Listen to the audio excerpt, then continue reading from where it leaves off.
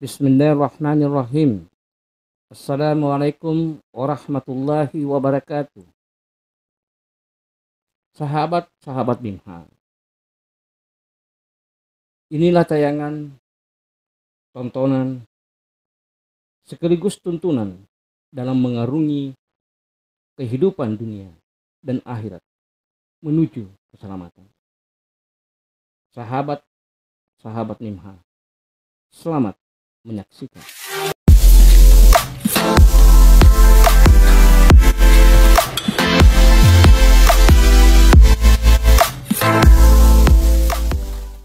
Assalamualaikum Pak Ustaz. Waalaikumsalam warahmatullahi wabarakatuh. Bagaimana kabarnya? Alhamdulillah. Alhamdulillah kita masih dapat dipertemukan oleh Allah pada malam ini untuk melanjutkan kajian-kajian kita sebelumnya. Namun ada pertanyaan dari sahabat-sahabat kita ini, dari saudara kita yang namanya Zulkomar. Tapi di sini tidak disebutkan asal daerahnya dari mana. Ya. Tapi kalau saya membaca dari logatnya ini, kayaknya orang Malaysia ini Pak Ustaz. Ya. Ini ada pertanyaannya Pak Ustaz. Dia katakan seperti ini. Ustaz, sebelumnya saya maklum, kita ketahui bahwa ada ayat yang menyatakan setiap ciptaan Allah tidak ada perubahan. Jadi bagaimana makna dilaknat Azazil bertukar kepada iblis, dan iblis dicipta dari apa? Kemudian malaikat juga dicipta dari apa, Ustaz? Yang kedua, siapa itu Azazil dan siapa itu iblis? Ya. Begitu pertanyaannya Pak Ustaz. Ini barangkali mohon kiranya mungkin akan mendapatkan penjelasan ini dari Pak Ustaz. Baik, terima kasih. Kayaknya saya harus menjelaskan di papan tulis. Ya, terima kasih. Ini kita baca dulu. Sudah? Kita baca dulu surat 30 ayat 30. Surat 30 ayat 30. Ya.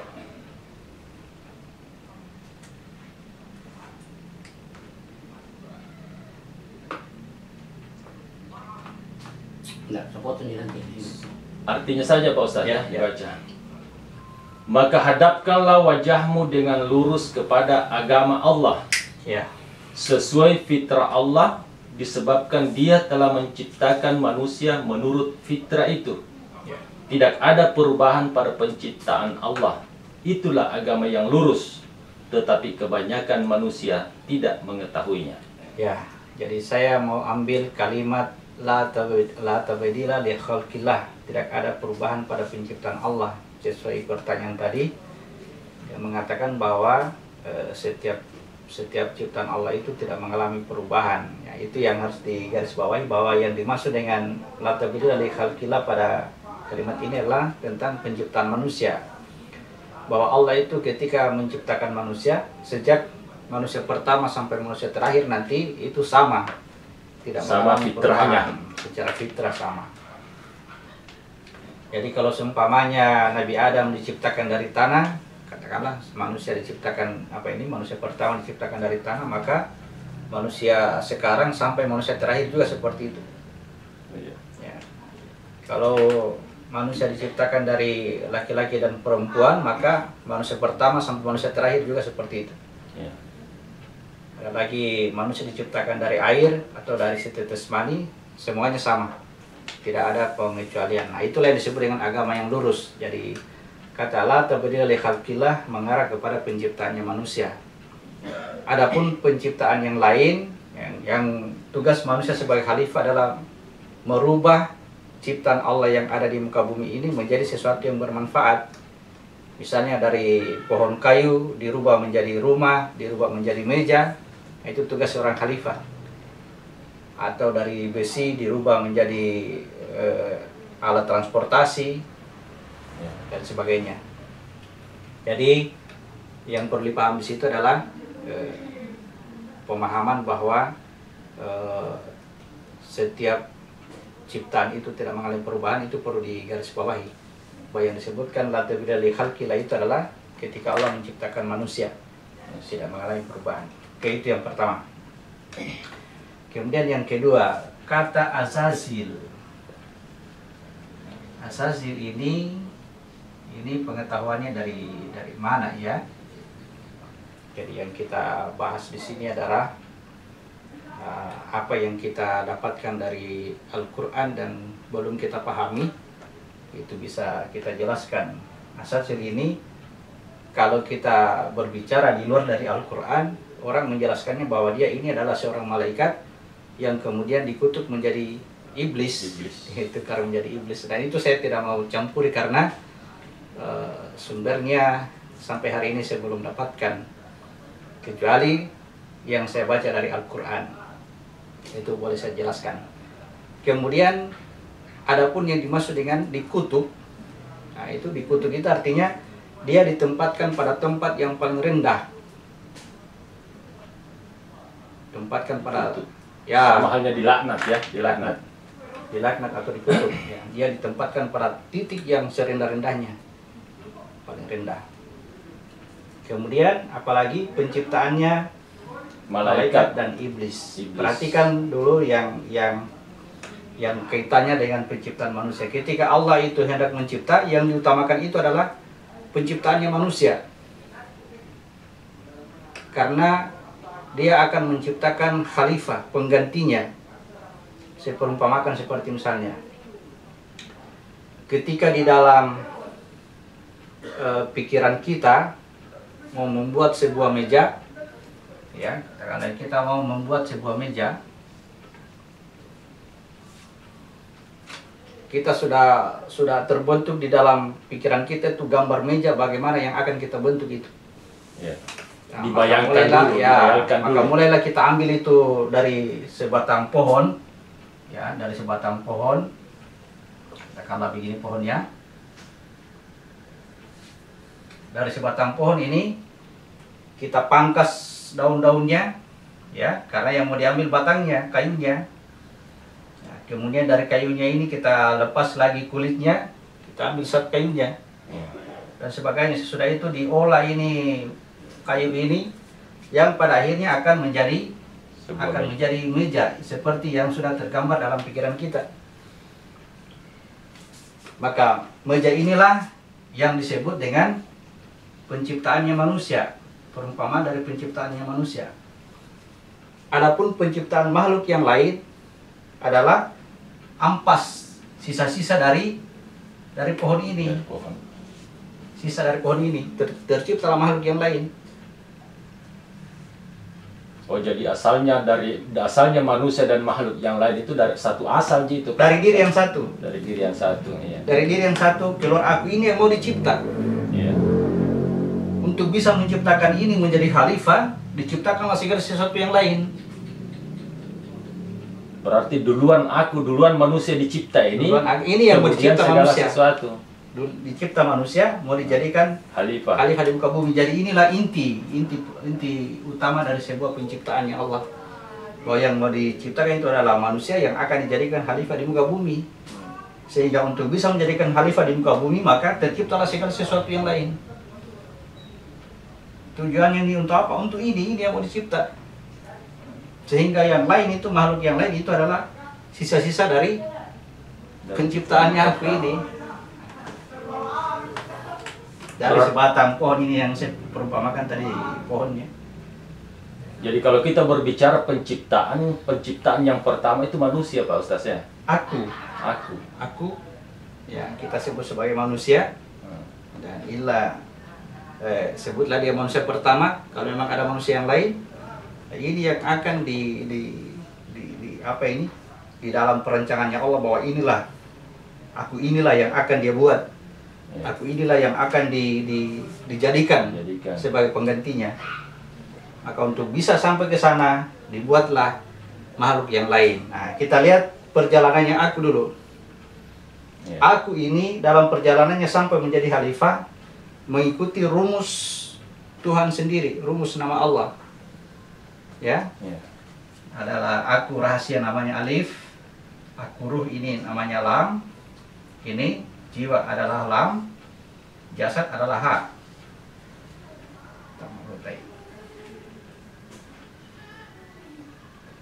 Oh, jadi mengikuti nama Allah ini, Nah, proses perjalanannya ya, sampai inilah manusia sampai dikatakan menjadi sesuatu yang nyata gitu. sampai nyata dia membawa nama Allah. Ya. Nama Allah yang menjadikan dia ada. Adapun makhluk yang lain, nah ini kan rahasianya Tuhan tidak bisa dikatakan makhluk. Ketika dia berada pada dimensi ruh, manusia ini ada kita tanda kutip, ada makhluk yang dicipta yang serupa dengan ini, dengan dimensi ruh ini. Namanya malaikat. Dia disimbolkan sebagai lam alif. Artinya ada zatnya Tuhan pada alamnya itu tadi. Menjadilah dia makhluk terpisah. Ini tadi zatnya Tuhan, alif itu zatnya Tuhan.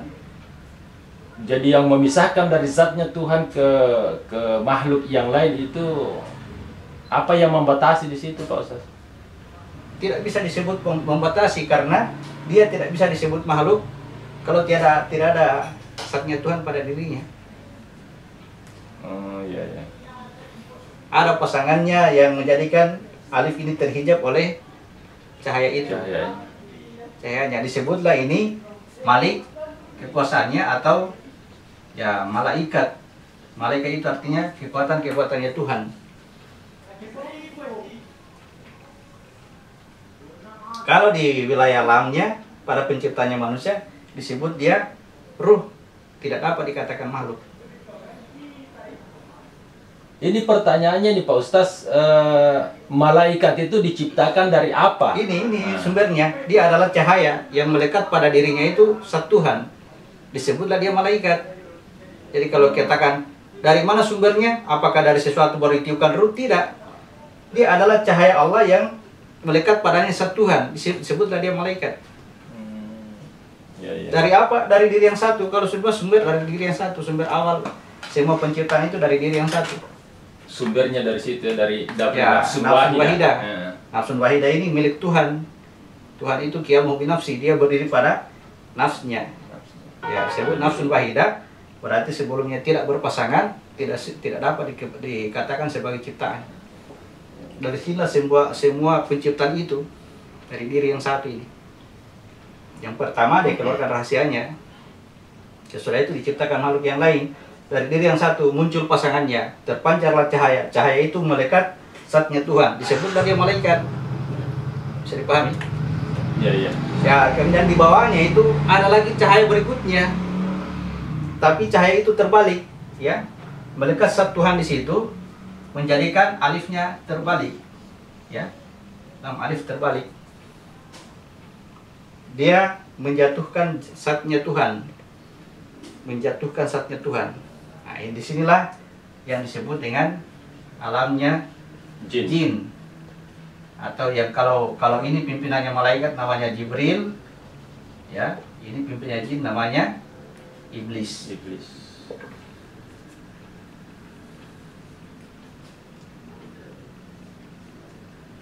Dia dari cahaya juga, tapi cahaya itu dikiaskan sebagai cahaya api. Api itu cahayanya sifatnya naik, ya. Sifat api itu selalu naik. Tidak mau merendahkan diri, dia mau naik terus. Berarti di sini ada kesombongan ya, kesombongan. Simbol dari kesombongan karena zat Tuhan tadi menyatakan aku yang memilikinya. Ya. Aku memiliki itu. Jadi semua kekuatan Tuhan dia katakan aku yang punya. Itulah iblis. Makanya dia tidak bisa tunduk kepada Tuhan karena dia juga memiliki kemampuan. Apa yang yang mengaku dirinya mempunyai kemampuan. Yang pada dasarnya kemampuan itu adalah pemberian dari Tuhan. Pada dasarnya, pada prinsipnya. Kalau ini kenapa tunduk? Dia menegakkan alif. Membuat berdiri itu alif. Sehingga tugasnya dia memuji Tuhan, mensucikan Tuhan. Ya, itu tugas malaikat. Bertasbih memuji Tuhan dan mensucikan engkau. Kalau ini tidak, dia jatuhkan alif. Dia memiliki kemampuan. Nah, ini yang berbahaya. Kekuatan jin ini atau kekuatan iblis ini, ya, bisa dijadikan Tuhan oleh manusia yang tidak mengetahui. Kalau kapan dia bersekutu dengan jin atau iblis, maka orang yang bersangkutan itu akan memiliki kemampuan-kemampuan di luar dari kemampuan manusia biasa. Yang lebih parah ketika dia katakan bahwa ini atas dasar pemberian dari Tuhan atau kekuatannya atau bantuannya malaikat. Padahal tidak, malaikat tidak pernah berbuat seperti itu. Sehingga nanti di akhirat ketika mereka ditanya, wahai malaikat, apakah mereka ini mempertuhankan kamu? Malaikat katakan tidak, sesungguhnya mereka itu mempertuhankan jin. Ini yang ya disinilah kalimatnya la ilaha illallah. Jadi kiasannya adalah jin tercipta dari api karena simbol kesombongan. Tidak mau dia mengangkat dirinya, menjatuhkan satunya Tuhan. Nah, adapun yang terakhir yang disebut dengan tanah atau wadah terakhir ini, inilah yang menyembunyikan alif, ya. Inilah yang menyembunyikan alif seperti ini. Menghijab alif, Bungkus alif. menghijab alif. Inilah disebut dengan kafir, ya. Jadi setiap manusia terlahir dalam pikiran kafir. Jadi pertanyaan tadi adalah hanya ada dua ini, Jibril dengan apa ini, malaikat dengan jin. Adapun tadi saya katakan pembahasan tentang azazil, saya tidak bisa jelaskan sih. Tidak ada dalam Al-Quran penjelasan. Saya belum temukan, mungkin ada tapi saya belum temukan. Kenapa bisa muncul bahasa azazil ini? Dari mana Ini cerita dari pengetahuan sebelumnya, begitu ya. bahwa iblis itu awalnya adalah malaikat yang kemudian dikutuk oleh Allah karena tidak mau mengikuti perintah sujud. Karena dengan dasar apa? Ketika Allah merintahkan kepada para malaikat, mereka semua bersujud kecuali iblis. Dengan kata-kata ini mereka beranggapan bahwa iblis itu adalah dari malaikat. Padahal ada ayat yang mengatakan bahwa iblis itu dari golongan jin. Dan dia tercipta dari api. Baik, Ya, itu yang pertanyaan dari... Saya kira pertanyaan dari Ya. Novitasari dari NTB. Pertanyaannya begini Pak Ustaz. Assalamualaikum, maaf Pak Ustaz, saya dari NTB. Apa yang dibahas oleh Pak Ustaz bahwa penjelasan mihrab atau musahadah kalau untuk dipahami belum bisa dijadikan patokan untuk mencapai salat, apa yang dijelaskan dengan kata paham? Bukanlah langkah dalam musahadah Ustaz atau mihrab. Terus langkah yang seperti apa yang harus kami lakukan Pak Ustaz? Mohon maaf kalau pertanyaan saya salah. Saya paham maksudnya, maksud pertanyaan dengan apa yang saya pernah jelaskan kemarin. Mungkin dianggap sebagai teori semata. Teori artinya dalam memahami teori tidak cukup bagi kita bahwa kita sudah bisa mihrab dengan memahami itu. Dia membutuhkan langkah-langkah. Jadi mihrab pertama saya jelaskan di situ adalah tentang sholat. Sholat itu mihrabnya orang beriman.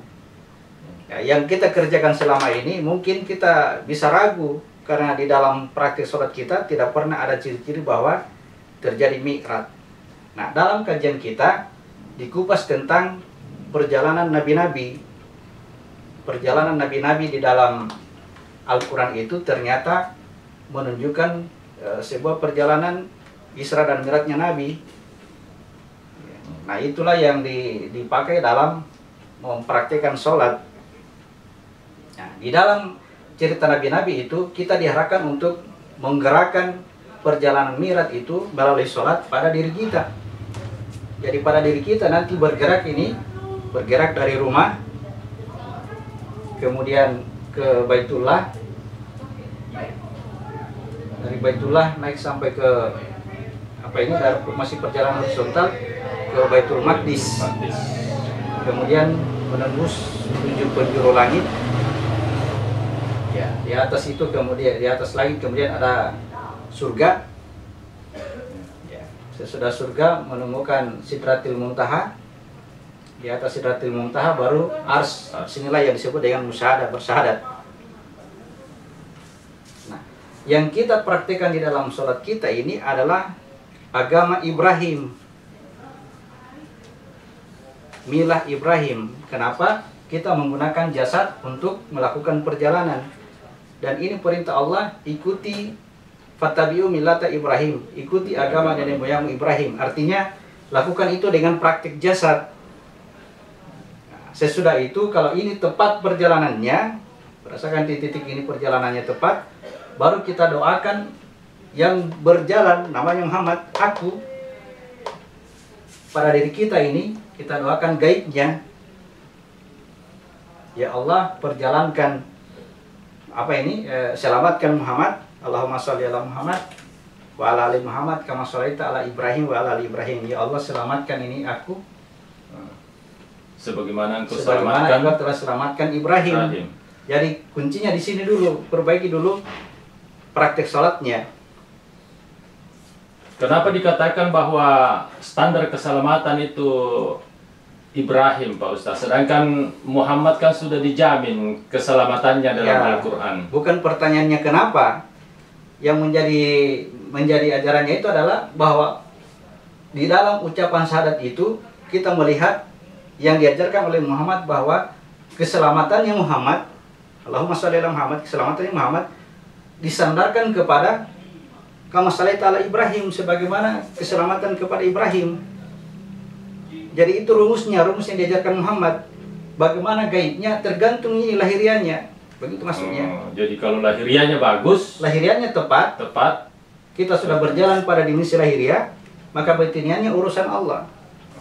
Dan Allah akan memperjalankan ini sesuai dengan apa yang terjadi di sini. Ya.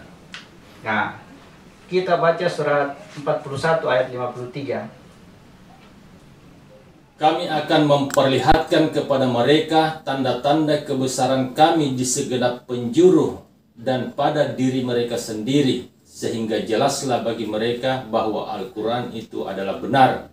Tidak cukupkah bagi kamu bahwa Tuhanmu menjadi saksi atas segala sesuatu? Ya. Sanurihim, kami akan memperlihatkan. Itu janji, dijanjikan oleh Allah bahwa Allah akan memperlihatkan kepada mereka, bukan hanya satu orang. Mereka menunjukkan lebih berarti dari banyak. Ya. Sanurihim, tanda-tanda kebesarannya, Allah akan memperlihatkan tanda-tanda kebesarannya di segenap ufuk berarti seluruh alam semesta.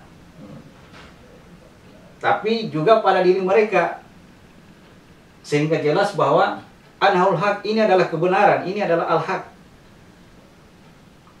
Jadi itu janji Allah. Dia akan memperjalankan dengan catatan, sebelumnya kamu harus berjalan, sebelum diperjalankan kamu harus berjalan. Karena Allah akan memperjalankan sesuai dengan apa yang kamu jalani. Artinya Allah akan memperjalankannya secara gaib, karena dia akan menembus sampai penjuru langit, segenap ufuk. Tergantung perjalanan lahiriah pada diri kita, tanda yang ada pada diri kita. Jadi kita jalani secara lahiriah, praktik sholatnya, sesudah itu kita berdoa. Mudah-mudahan aku ini diperjalankan sesuai dengan standar ini. Ya. Berarti standarnya ini berjalan di dalam diri kita sendiri. Kalau ini terjadi perjalanan dalam diri tepat, maka Allah akan memperjalankan secara gaib, menembus penjuru langit. Kita tidak tahu di mana langitnya itu akan menuju, tetapi itu kekuasaannya Allah bahwa langit yang ada pada diri kita ini akan mengarahkan kepada langit di mana Allah akan membuka rahasianya tentang perjalanan sampai Mi'raj, sampai menghadap kepadanya, sampai bersyahadat. Jadi bukan sebuah teori saja, harus dipraktikkan.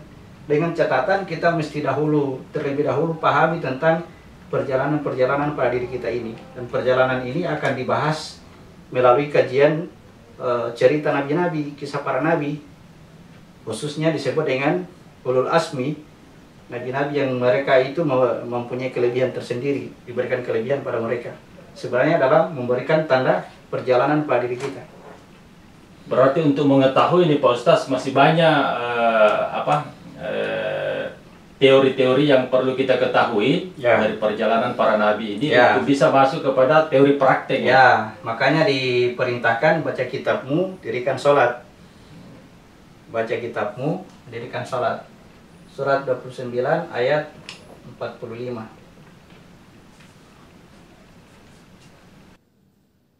bacalah kitabmu yang telah diwahyukan kepadamu, dan laksanakanlah salat. Sesungguhnya salat itu mencegah dari perbuatan keji dan mungkar.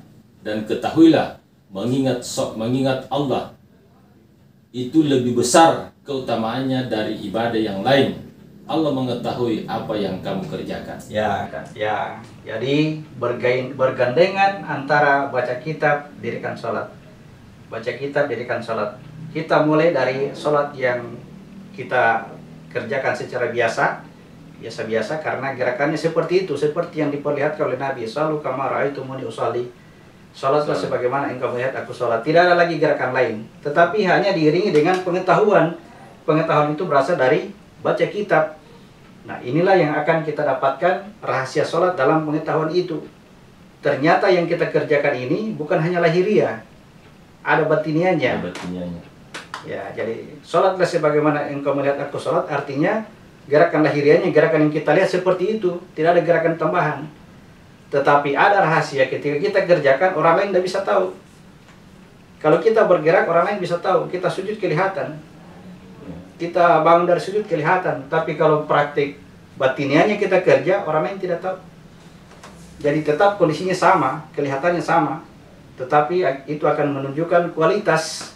Nah, dalam perjalanan inilah itu yang disebut dengan miratnya orang beriman. Nah, bagaimana caranya Allah memperlihatkan tanda-tanda ini, tanda-tanda dalam diri kita ini?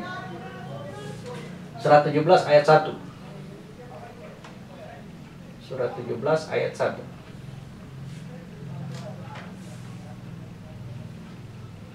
Maha suci Allah yang telah memperjalankan hambanya pada malam hari dari Masjidil Haram ke Masjidil Aqsa yang telah kami berkahi sekelilingnya, agar kami memperlihatkan kepadanya sebagian tanda-tanda kebesaran kami.